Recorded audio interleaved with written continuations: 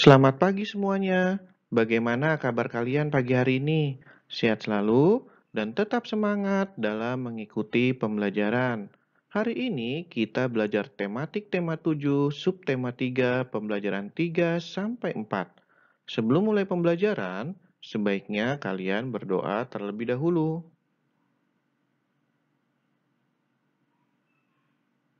Setelah berdoa, mari kita bersama-sama mengikuti pembelajaran tematik hari ini. Yang pertama, kita akan belajar IPS mengenai jenis-jenis usaha dalam kegiatan ekonomi. Kegiatan ekonomi merupakan kegiatan yang dilakukan oleh manusia untuk memenuhi kebutuhannya. Ada berbagai macam jenis usaha untuk memenuhi kebutuhan tersebut. Semua jenis usaha ekonomi saling mempengaruhi satu dengan yang lainnya. Menurut usahanya, jenis usaha dalam masyarakat terdiri atas usaha pertanian, usaha industri, usaha dagang, usaha jasa, dan usaha ekstraktif. Usaha pertanian. Usaha pertanian adalah usaha mengolah tanah menjadi lahan pertanian. Sebagian besar penduduk Indonesia bermata pencarian bercocok tanam. Oleh karena itu, Indonesia mendapat julukan negara agraris.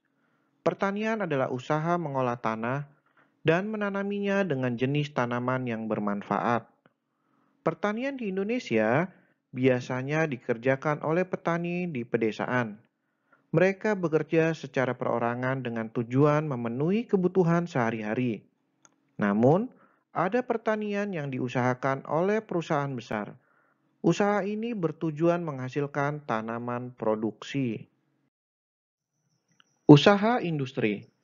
Usaha industri merupakan usaha yang mengolah bahan mentah menjadi barang jadi atau barang setengah jadi. Bentuk usaha industri diantaranya perusahaan tekstil, mobil, sepatu, dan industri bahan pangan. Industri merupakan kegiatan proses atau mengolah barang dengan sarana dan prasarana, misalnya mesin. Tempat memproduksi atau mengolah disebut pabrik. Ada industri besar dan ada industri kecil. Industri besar menghasilkan barang dalam jumlah besar, mesin-mesinnya modern dan canggih. Industri kecil atau rumah tangga biasanya dikerjakan di rumah, bisa dikerjakan sendiri atau dengan bantuan kerabat dekat. Hasil barangnya sedikit. Alat yang digunakan masih sangat sederhana. Usaha dagang. Usaha dagang merupakan usaha yang mengumpulkan dan menyalurkan barang-barang hasil produksi dari produsen ke konsumen. Pedagang adalah orang yang menjual barang-barang tertentu. Pedagang mendapat keuntungan dari selisih harga pembelian barang dengan harga penjualannya. Perdagangan adalah jenis usaha yang kegiatannya mengumpulkan barang produksi dari berbagai produsen. Kemudian, barang produksi dijual kembali kepada pedagang besar, pedagang eceran, dan konsumen. Usaha jasa. Usaha jasa merupakan sebuah usaha yang menyelenggarakan jasa untuk para konsumen atau pemakainya dengan memperoleh imbalan. Usaha jasa terdiri atas dua usaha jasa, yaitu usaha jasa transportasi dan usaha jasa lainnya. Beberapa jenis pekerjaan yang termasuk jenis pekerjaan jasa antara lain sopir, montir, guru, dokter, dan masih banyak lainnya. Kalian pernah melihat orang-orang ini ya yang menghasilkan jasa bagi para konsumennya. Usaha ekstraktif. Indonesia terkenal sebagai negara yang memiliki kekayaan alam melimpah. Minyak, emas, dan jenis tambang lainnya merupakan kekayaan yang dimiliki negara Indonesia. Oleh karena itu, banyak perusahaan yang melakukan penambangan minyak, emas, dan jenis tambang lainnya. Usaha ekstraktif merupakan usaha yang mengambil secara langsung benda-benda yang tersedia di alam. Misalnya kegiatan menangkap ikan di laut atau sungai, kegiatan penebangan kayu di hutan, dan pertambangan. Berikutnya pelajaran PPKN mengenai perilaku toleransi terhadap keragaman. Yang pertama, perilaku toleran dalam kehidupan beragama. Kebebasan beragama dijamin dalam Undang-Undang Dasar Negara Republik Indonesia tahun 1945, khususnya pasal 29 ayat 2 yang berbunyi, negara menjamin kemerdekaan tiap-tiap penduduk untuk memeluk agamanya masing-masing menurut agama dan kepercayaannya itu. Agama tidak mengajarkan untuk memaksakan keyakinan kita kepada orang lain. Oleh karena itu, bentuk perilaku kehidupan dalam keberagaman agama diantaranya dapat diwujudkan dalam bentuk sebagai berikut. Yang pertama, menghormati agama yang diyakini oleh orang lain. Yang kedua, melaksanakan ajaran agama dengan baik. Yang ketiga, tidak memandang rendah agama orang lain. Dan yang keempat, menjaga kerukunan antar umat beragama. Yang kedua, perilaku toleran terhadap keberagaman suku dan ras di Indonesia. Perbedaan suku dan ras antara manusia yang satu dengan manusia yang lain hendaknya tidak menjadi kendala dalam membangun persatuan dan kesatuan bangsa. Baik dan buruknya penilaian orang lain kepada kita bukan karena warna, rupa, dan bentuk, melainkan karena baik dan buruknya kita dalam berperilaku dan bersikap. Oleh karena itu, kalian harus berperilaku dan bersikap yang baik kepada orang lain. 3. Perilaku toleran terhadap keberagaman sosial budaya. Kehidupan sosial dan keberagaman kebudayaan yang dimiliki bangsa Indonesia tentu menjadi kekayaan bangsa Indonesia. Bagi seorang pelajar, perilaku dan semangat kebangsaan dalam mempertahankan keragaman budaya bangsa yaitu yang pertama, mengetahui keanekaragaman budaya yang dimiliki bangsa Indonesia. Yang kedua, bangga terhadap budaya bangsa sendiri. Yang ketiga, menyaring budaya asing yang masuk ke dalam bangsa Indonesia. Di sini kita harus lihat mana yang baik bagi bangsa Indonesia dan mana yang buruk bagi bangsa Indonesia. Jika baik, kalian boleh menirunya. Kalau tidak baik, jangan pernah menirunya. Yang keempat, menghargai hasil kebudayaan suku bangsa lain. Yang keempat, perilaku toleran terhadap keragaman gender dan mengembangkan kesetaraan gender.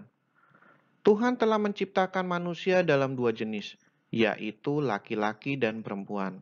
Setiap orang hendaknya memiliki kesadaran gender, yaitu kesadaran atas konsep meletakkan kedudukan, fungsi, dan peran antara laki-laki dan perempuan dalam masyarakat itu adalah sejajar. Jadi tidak membeda-bedakan antara laki-laki dan perempuan. Laki-laki dan perempuan dapat bekerja sama dalam melakukan pembangunan nasional dan menciptakan harmoni sosial.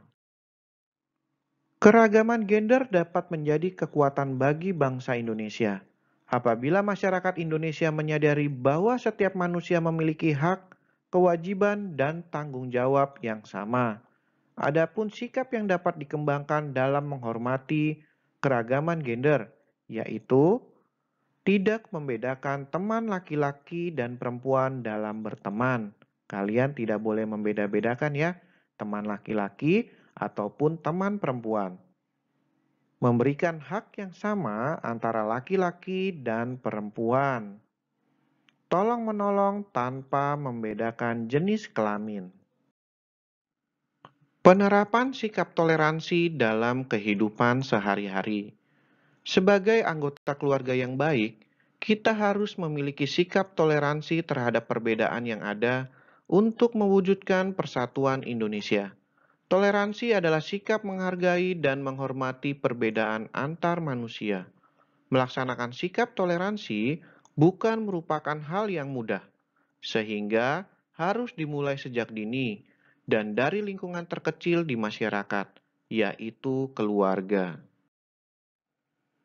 Beberapa contoh penerapan sikap toleransi dalam berbagai lingkungan kehidupan sehari-hari.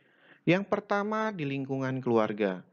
Contoh sikap toleransi dalam lingkungan keluarga antara lain membantu pekerjaan orang tua di rumah, mendengarkan dan melakukan nasihat orang tua, dan yang terakhir membantu adik saat kesulitan belajar. Yang kedua di lingkungan sekolah. Contoh sikap toleransi di lingkungan sekolah antara lain. Yang pertama, mematuhi tata tertib sekolah. Kalian pasti tahu ya, tata tertib sekolah apa saja. Datang tepat waktu, menggunakan seragam sesuai jadwal, mengerjakan tugas, dan masih banyak lainnya. Yang kedua, menghargai perbedaan pendapat dengan teman. Dan yang terakhir, tidak membedakan suku, agama, dan ras teman dalam bergaul.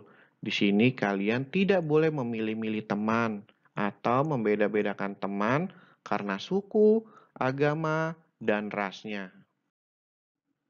Yang ketiga, di lingkungan masyarakat. Contoh sikap toleransi di lingkungan masyarakat antara lain, yang pertama, ramah terhadap tetangga. Jika kalian bertemu tetangga di luar rumah, kalian harus menyapanya. Yang kedua, mengikuti kegiatan sosial dalam kehidupan masyarakat. Bisa kalian mengikuti kerja bakti atau ronda malam. Yang ketiga, memberi kesempatan kepada tetangga untuk beribadah. Di sini kalian tidak boleh mengganggu tetangga yang sedang beribadah. Persatuan dan kesatuan bangsa. Persatuan dan kesatuan berasal dari kata satu yang memiliki arti utuh atau tidak terpecah belah. Kata persatuan sendiri bisa diartikan sebagai perkumpulan dari berbagai komponen yang membentuk menjadi satu. Adapun kesatuan merupakan hasil perkumpulan tersebut yang telah menjadi satu utuh sehingga kesatuan erat hubungannya dengan keutuhan. Dengan demikian, persatuan dan kesatuan memiliki makna bersatunya berbagai corak yang beraneka ragam menjadi satu kebulatan yang utuh dan serasi. Di dalam persatuan dan kesatuan bangsa Indonesia, terdapat tiga makna penting di dalamnya. Kita lihat bersama-sama. Yang pertama, menjalankan rasa kekeluargaan, persahabatan, dan saling tolong-menolong antar sesama. Yang kedua, menjalin rasa kemanusiaan dan keharmonisan untuk hidup secara berdampingan. Dan yang terakhir, menjalin rasa kebersamaan dan saling melengkapi satu sama lain. Sikap persatuan dan kesatuan dapat ditunjukkan dalam berbagai kehidupan, di antaranya dalam kehidupan keluarga, masyarakat, serta kehidupan berbangsa dan bernegara. Perilaku yang mencerminkan semangat persatuan dan kesatuan dalam kehidupan keluarga. Di antaranya yang pertama, beribadah bersama orang tua. Yang kedua, pembagian tugas yang adil kepada semua anggota keluarga. Pasti kalian mendapatkan tugas ya yang sangat ringan dari orang tuamu. Contohnya saja menyapu. Ada tidak yang pernah menyapu? Yang ketiga, menyelesaikan segala permasalahan dengan musyawarah.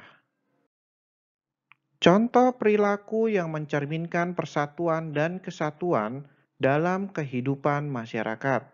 Yang pertama, kerja bakti bersama demi menciptakan kebersihan. Yang kedua, mengadakan festival budaya nasional. Dan yang terakhir, mengadakan pertukaran pelajar dari daerah satu ke daerah yang lainnya.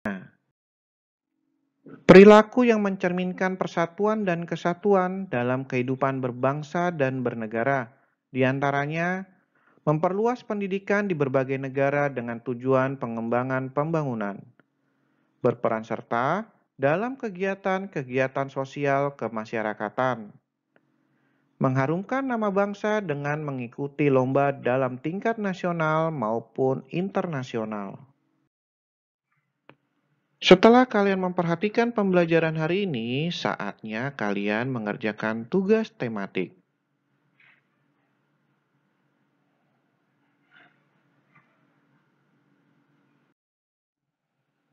Sampai di sini dulu pembelajaran tematik kita hari ini. Sampai bertemu kembali di pembelajaran tematik berikutnya. Selalu jaga kesehatan dan kebersihan. Terima kasih.